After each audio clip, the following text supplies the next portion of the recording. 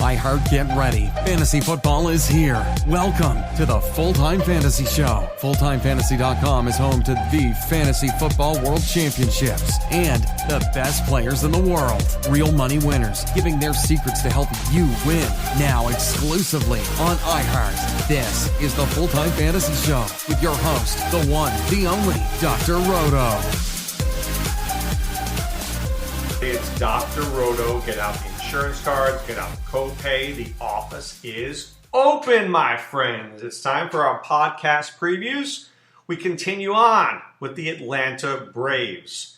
I think the NL East should be a very exciting division this year, arguably the best in baseball. The Braves certainly can win. The Nationals certainly can win. The Phillies, the Mets, I know if you can believe that. And don't count out the Marlins. I like what the Marlins are doing. They may not be ready this year, but they're going to be ready soon.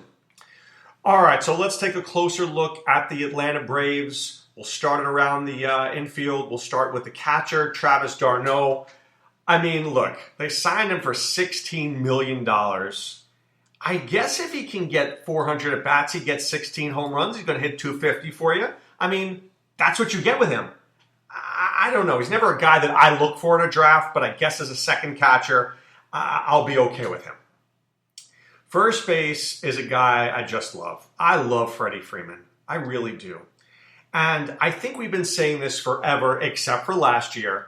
We've been waiting for that great Freddie Freeman year. And last year it came, right? Hit 295, 38 home runs, 121 RBIs, on base close to 390, even threw in a few steals for you. You're in the second round, you take Freddie Freeman, I'm absolutely fine with that. First base is not very deep, and he is a terrific choice. So there's nothing I don't like about Freddie Freeman. I think he's a perennial MVP candidate.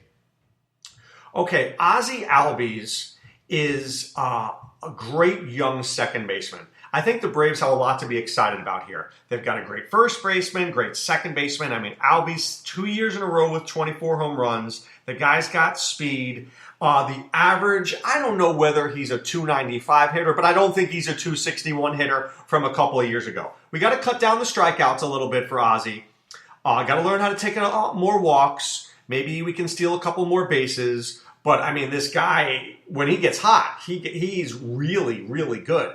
I mean, and the crazy thing is, he's not even 23 years old. So, I mean, when you play with Ronald Acuna around you, you're a pretty darn good player. I like Ozzie Albies. He's a third-round pick, and I have no problem taking him.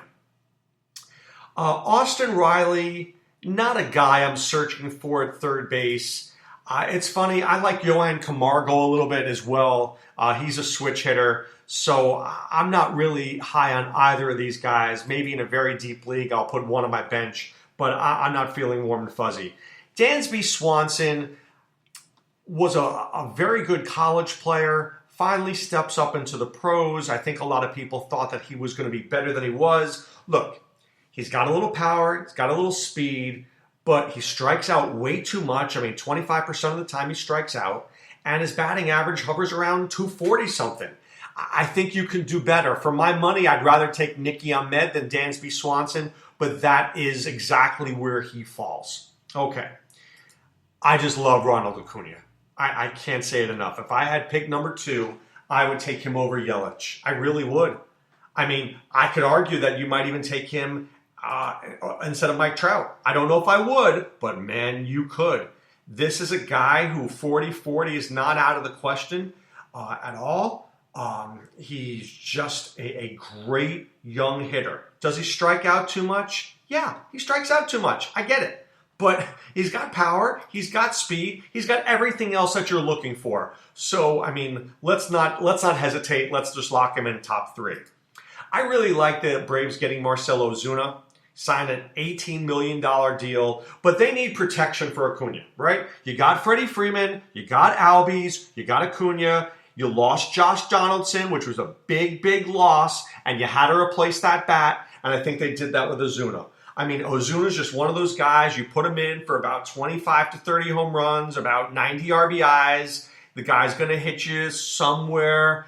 I mean, his hitting is volatile, but I mean, 280, 285 sounds about right. I mean, I think he's better than what he showed last year. So, look, this was a very needed signing, and if the Braves are trying to win this year, you got to have Acuna protecting Acuna, okay? I hate Nick Markakis. I do. If you're drafting this guy, I don't even know when I'm playing him. I just don't. I don't want to get... In a day and age where bad players hit 20 home runs, this guy's hitting 9.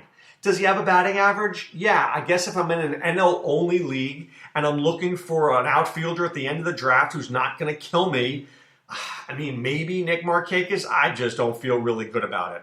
I can tell you that some of their best prospects are young outfielders. So, look, Markakis doesn't have long. He really doesn't have long with the Braves. They will be looking elsewhere. All right, let's get to the pitching. So the closing situation is fluid. It really is. There's Mark Melancon, right, who is expected to remain the closer. There's Will Smith, who I happen to like, but coming over from the Giants, you got a lot of guys here. And I think what we learned last year is that the Braves will go with the hot hand, and they will go by committee, and there's not just one guy that you can look for here. Shane Green is there, right? And he's got ability to close. He closed for the Tigers. So, I don't know what to say here as much as you're just going to have to get lucky. I guess I'm going to go with Melancon. I do like Will Smith, but I'm looking at both guys with 20 to 25 saves. I don't see anybody here with 40, and that's scary, okay? When scary in terms of, you want that one guy that you can point to, I don't think that exists here in the Braves bullpen. All right, the starting staff, though, is pretty strong. Mike Soroka is good. All right, this guy's 22 years old, and he is legit. All right, I love the strikeout to walk ratio, 142 to 41. I love that. Doesn't let up a lot of home runs. The hits to innings pitched is sensational. I mean, this is a very, very good pitcher.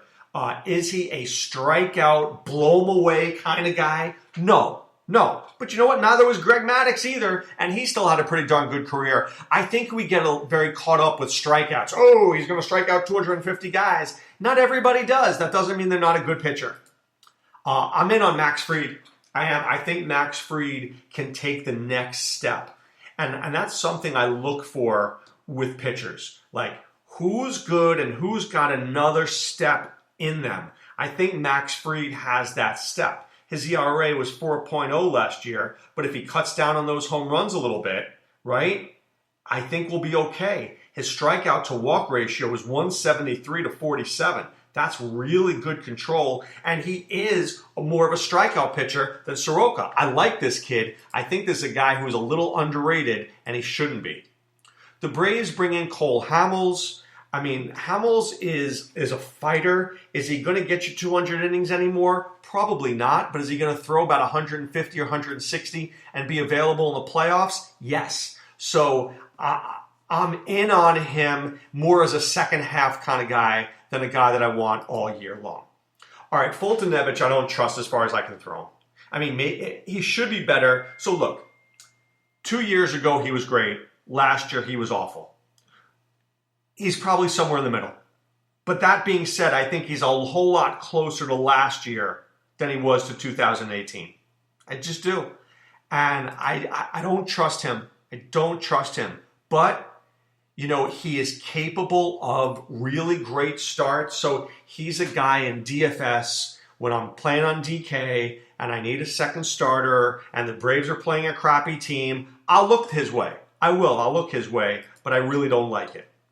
All right, Kyle Wright is another guy in there in the rotation, but I'm a big fan of Ian Anderson. I don't know when this kid's going to get called up, but I think it's going to be soon, and I think he's legit. I do. I think he's legit and somebody that you need to watch.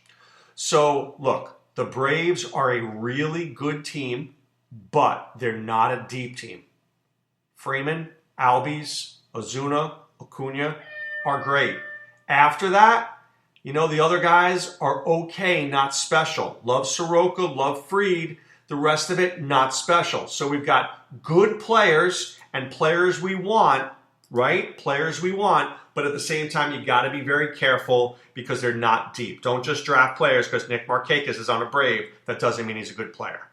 All right, what I also want you to do is I want you to go to fulltimefantasy.com. I want you to enter the promo code Roto50. We'll give you 50% off your first 2 months. And more importantly, you can check out the team outlooks by Sean Childs. They're amazing. I'm giving you 10 minutes here about what I think about a team, but Sean is giving you 10,000 words. And that, my friends, is very, very important and can absolutely help you win your fantasy baseball league. But right now it's time to put away the insurance cards, put away the copay. The office is closed, my friends. This is Dr. Roto saying be well, take care.